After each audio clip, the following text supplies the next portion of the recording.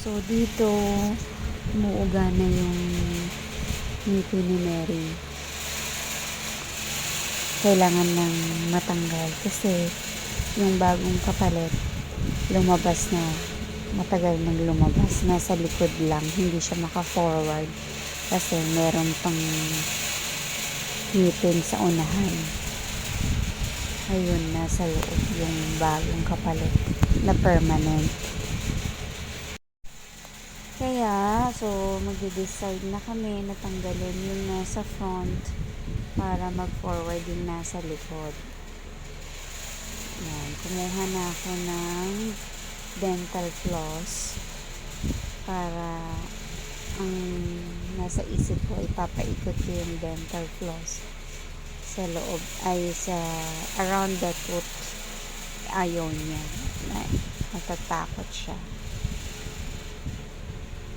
Tapos hindi ko masyadong magawa kasi malikot siya at medyo maluwag na yung ngipin niya, yung tooth niya.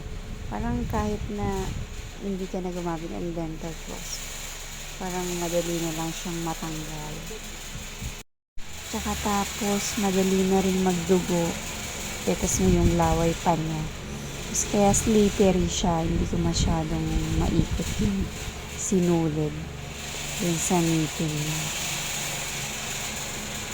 Naisip ko na nga lang kamay yun eh. Ayan, maalis siya. Takot siya. At ayan na nga, dumugo na nagdumugo. Malapit nang matanggal yung tooth niya. Ang laway na niya, tsaka dugo. Tatakot siya. Yan, natanggal na. Natanggal na nga. Tapos pinagmumumog ko siya dyan. Kasi zombie ganun.